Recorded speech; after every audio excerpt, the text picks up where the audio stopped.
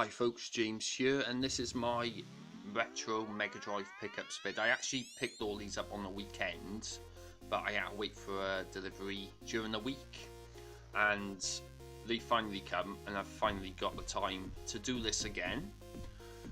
Again, I'm doing it on top of my chest freezer because the lighting everywhere is just shocking this morning, and outside it's really glum at the moment. So without further ado, I'm just going to do this now. I'm starting with the 3 games that I've actually never played. I didn't even realise 2 of these games,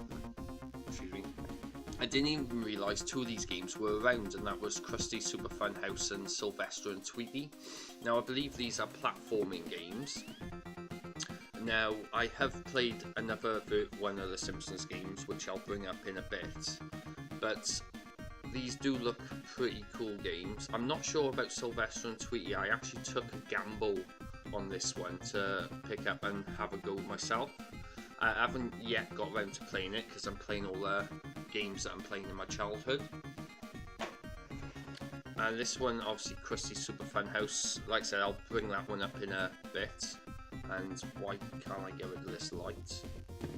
If I put over here, you go, we're fine. Right. But that's a pretty decent game. This one actually was my most expensive pickup. It cost me 20 quid. I have actually played a little bit of this, and it is a pretty decent platformer. And I think I remember playing it when I was in comp, but I only played a little bit of it, so I wanted to pick this up and have another crack at it. Right, so now I'm going to get to Sonic Spinball. Now this is probably one of the not great Sonic games, but I still remember playing this. I had a lot of fun playing it. And this, I did not realise it was 4 players. Oh, there you go. There you go, learn something new every day.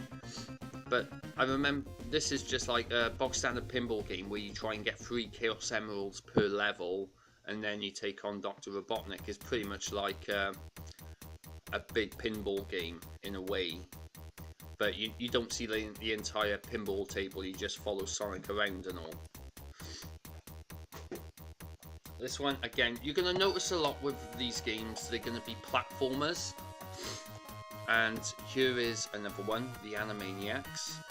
Now if I put it down there, you can't see the light then. And I can't remember the characters on it. All I know is you involve having to hunt down Pinky and the Brain.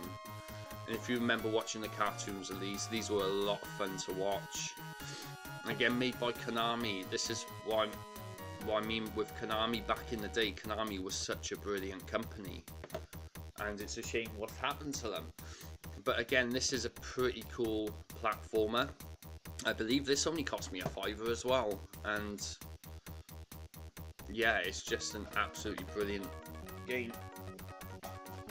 This one will bring back most people's memories. Cool spots. I believe it was like a sponsored game for a drink. I believe the drink was 7-Up. I'm not sure. But it's still a nice little fun platformer to play. A nice little challenging one as well. Especially the bonus level is pretty cool. And again, still a cracking game. It's still a good game to play today, there's no doubt about that at all. And again, I believe that I picked this up for about $6.99, and it's still a really decent game at that. Now I'm going to come on to the other Simpsons game, the Simpsons Bart vs the Space Mutants. Now remember when I first owned this, it took me ages to get past the first level. I think I was about 5 or 6 years old at the time. And this game is really challenging, really difficult. Didn't realise until the first level you get a load of spray cans, and you've got to spray everything either red to purple or purple to red, or just spray everything red with Bart's spray can. But again, I picked this up for about a £5, and if we open it up, so you get a full instruction manual and cartridge as well. But this, yeah, I remember this game from my childhood, and this was really tough to play. Excuse me, I've got a really stinking cold. Now I'm going to bring this up, but I also want to do a plea to Electronic Arts as well, because if you know, they own the IP to Road Rash. This is the only one I could pick up. Believe it or not, the first one is a tough one to find, and the third one is insanely solid to find, and I remember owning all three of these. But I just want to do a nice little plea to Electronic Arts.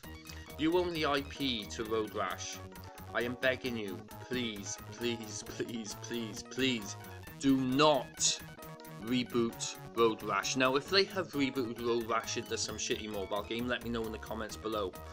But I have so many fond memories of them, and after what they did to Need for Speed last year by making it always online, the fact I can't fucking pause during racing while I'm answering the door, the fact that the cutscenes is just so fucking cringeworthy. I can't imagine you've done that to Need for Speed. I can't imagine what you do to this.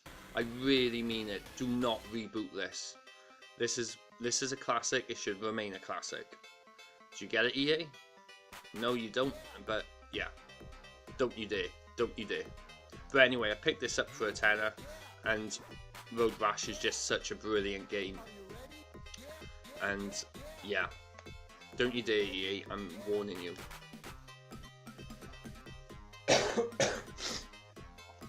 Again, you have to excuse me, my cold is so bad. I even got the heating on as well and I'm worked. Skitchin! Boo!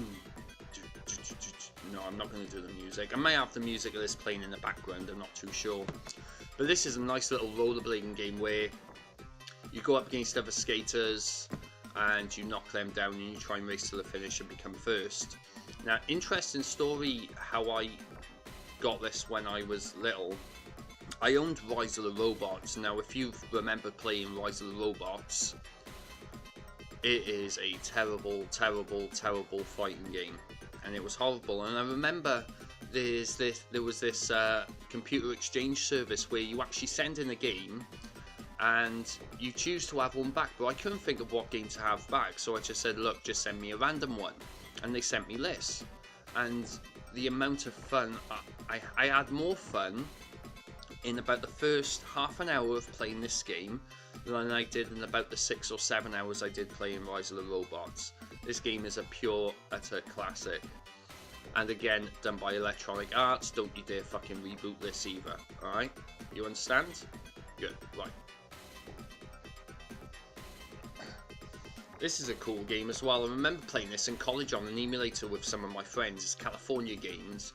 You basically have 5 events. You have the skateboarding, the surfing, the footbag, the BMX, and the rollerblading. And I remember playing this in college. I did have it on the well, when I say I had it on the Megadrive, when I had it on the Megadrive, I was actually borrowing it off a friend. And the fact I managed to pick this up, I picked this up for a tenner, I believe, and I've played the living hell out of it so far. It's such a fun little game, especially when you got your friends with you. You can have a nice little good competition on this, because the events are really cool, and it's got good music to it as well. That's what I forgot to say with most of these games, they do have really cool music. I don't know if you were like me when I was a child, when I was playing the games, I was humming the music at the same time. I hope you were the same as me. But again, that was £10 and that was a great buy. Mick and Mack and the Global Gladiators, another great platformer. What I loved about this though was the bonus level, where you had to recycle paper, bottles and cans, and you had to get them into the certain bins, and that was just an insane amount of fun. But again, this is a really cool platformer. You start as Mick and Mack, of course, and you do have slime guns to try and take down all the enemies. And again, I picked this up for about £5 or £6. I can't remember exactly how much it cost me. But again, I couldn't say no to this game. There is another McDonald's game I'm trying to find. It's called Treasure Land Adventure, but holy crap is that hard to find, because that was a game I used to own. Now, I actually got a bundle here now. Well, when I say bundle, it's basically Mega Games free. You get Alien Storm, Super Thunderblade, and Super Monaco GP. Now, I couldn't get along with Super Thunderblade. However, Alien Storm and especially Super Mario GP. Both of them are massive classics, especially Alien Storm. You can have a lot of fun with your friends. Think of it as like another version of like Streets of Rage. Obviously nowhere near as good as Streets of Rage, but still a classic nevertheless. Super Mario GP, you just start off with a certain team, you try and race through to become the top team, and all that's all good. And I believe Super Thunder Blade is a flying game. And again, I picked this up for about £5–6, so that was cool as well. Right, now, I'm coming up to the game I've been wanting for a while, and here we go. And it's Super Off-Road, and it's really how I managed to get this complete, I'll never know. Now, this is a 4x4 off-road racing game. You can see the cartridges there, and you basically just keep racing and racing until you basically lose and everything. And this cost me £10, but as you can see, it's a cardboard case and all, and I was really pleased when I finally picked this up, because I have been looking for this everywhere, and I'm so happy with the purchase I made. But that is my retro video game pickups. I do intend on making more, but the games I want now are getting harder and harder to find, because obviously the games I owned were pretty rare. So they're all the games I think in grand total I spent about £100 on all these altogether. I just want to let you know, some of the games I got from this place in Cardiff called Super Tomato.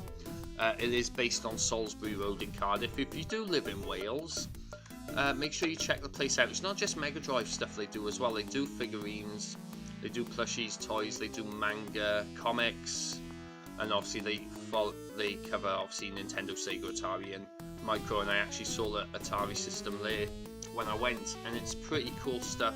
Really nice guy, knows what he's talking about, and I honestly recommend you check them out. But other than that, this is Jamesy Boy logging off. You guys take care.